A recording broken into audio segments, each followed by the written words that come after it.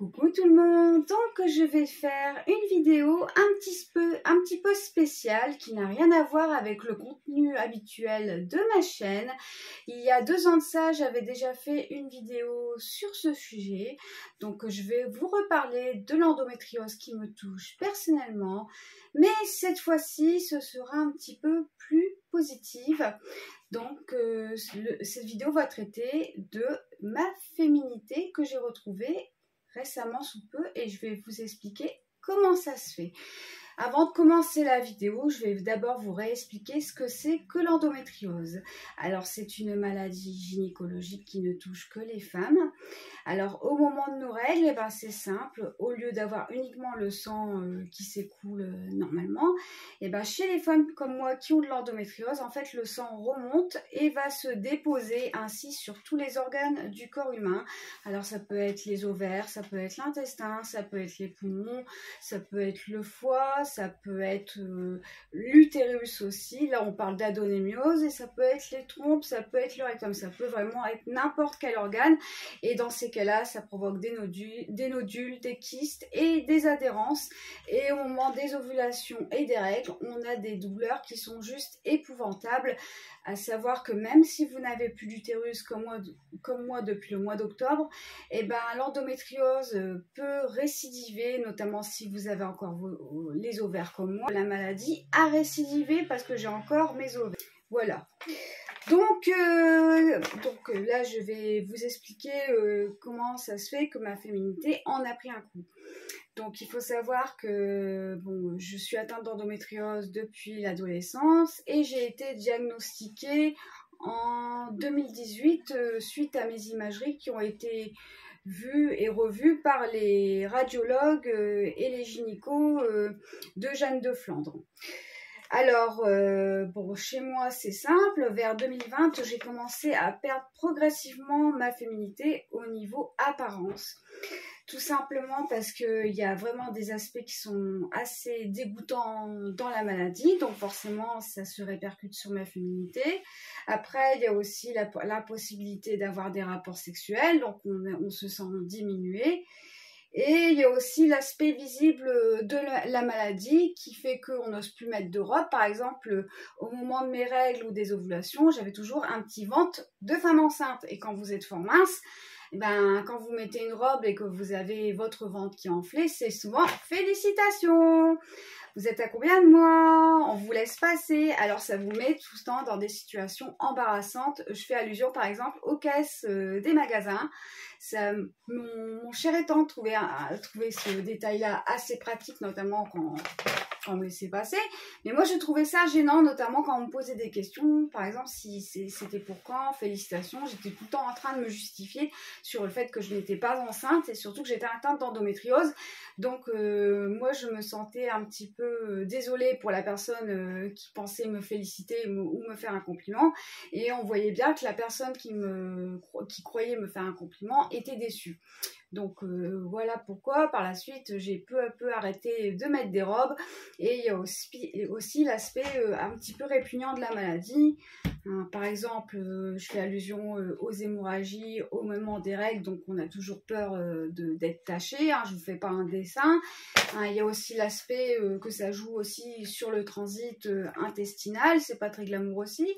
Et il y a également le fait que bon, on est diminué en tant que femme parce qu'on ne peut plus avoir de rapport, donc on se dit à quoi bon de s'habiller comme une femme si en gros on est une grosse arnaque. Voilà, donc j'ai cité point par point pourquoi j'ai perdu ma féminité petit à petit.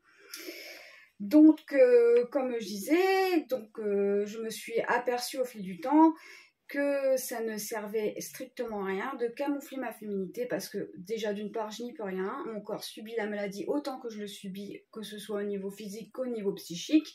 Donc au contraire, mon corps de femme est une force, donc ça ne sert à rien que je le camoufle. Au contraire, il faut que je le mette en avant. Je suis fière d'être une femme et même sans utérus, je resterai toujours une femme.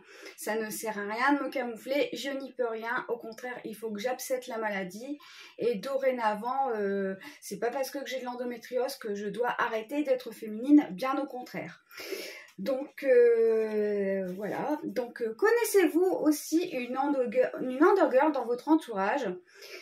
Et est-ce que vous avez remarqué qu'au niveau de son apparence physique, si elle a changé, par exemple si elle a arrêté de porter des jupes, si elle a arrêté de se maquiller, de porter des robes, d'être moins féminine? Si c'est le cas, bah, je vous invite à lui montrer ma vidéo pour lui expliquer que sa maladie ne doit pas être un frein à se sentir femme et qu'elle reste femme malgré ses problématiques liées à la maladie et qu'elle n'y peut rien. Et au contraire, il faut qu'elle embrasse sa féminité, qu'elle soit fière d'être une femme et elle a le droit de se chouchouter et de prendre soin d'elle. Il faut qu'elle intègre à tout prix ce message, c'est très très important. Et ça, c'est un truc qu'on oublie... Enfin, que les spécialistes oublient de parler avec les femmes atteintes d'endo. Je trouve qu'on n'en parle pas beaucoup assez de l'atteinte sur le psyché. Normalement, en tant que femme, même c'est valable aussi par exemple pour les femmes qui ont des cancers du sein, que en fait, dès qu'une maladie touche à notre intégrité de femme, il y a quand même une incidence sur le fait qu'on se sent diminué, donc on a envie de se mettre moins en avant par rapport à notre féminité, puisque notre maladie touche à cette dernière, et c'est tout le contraire qu'on leur doit faire, c'est justement se chouchouter, prendre soin de soi et justement pour faire un pied de nez à la maladie, mettre davantage notre féminité en avant. Et ça, je l'ai compris il y a peu. Donc, si vous êtes une endogirl, arrivez-vous encore à vous sentir femme malgré l'aspect parfois dégoûtant de la maladie? Et aussi le fait de se sentir diminuée en tant que femme, est-ce que vous le ressentez aussi, que ce soit dans votre, comment dire, dans les rapports avec votre mari, dans la façon dont vous vous autorisez encore à vous habiller? Si c'est le cas, il faut arrêter de vous faire du mal, hein. Ça, je l'ai compris il y a peu, c'est pour ça que je le dis. Vous êtes une femme et vous resterez une femme malgré cette maladie. Et au contraire, dites-vous que ce qui ne tue pas nous rend plus forts. Donc l'endométriose, justement, doit nous rendre plus fortes et doit surtout ne pas avoir d'impact sur notre féminité et comment on a envie de la faire, de la transparaître. Donc je vous invite, mesdames, à être encore plus féminine qu'avant pour faire un pied de nez à cette maladie et aussi pour vous sentir bien dans votre peau. C'est très très important pour affronter une maladie, de vous sentir bien dans votre peau et être en accord avec soi-même. De toute façon, quand on s'aime, on aime les autres et en général, on est beaucoup plus enclin à combattre les épreuves de la vie, notamment la maladie et puis d'autres choses. Voilà. Donc j'espère que cette petite vidéo vous aura bien plu. Vous pouvez donner vos avis, vos réflexions diverses en dessous de cette dernière. Je serai ravie de vous lire, de vous répondre, voire de prendre vos conseils en considération. N'hésitez surtout pas à laisser un petit pouce bleu en guise de soutien. Ce sera un magnifique signe de soutien à mon égard. N'hésitez surtout pas à me dire ce que vous pensez, vous, de ce sujet. Si vous êtes touché personnellement, si vous connaissez une endogirl qui est touchée par cette pathologie, n'hésitez surtout pas à lui en parler.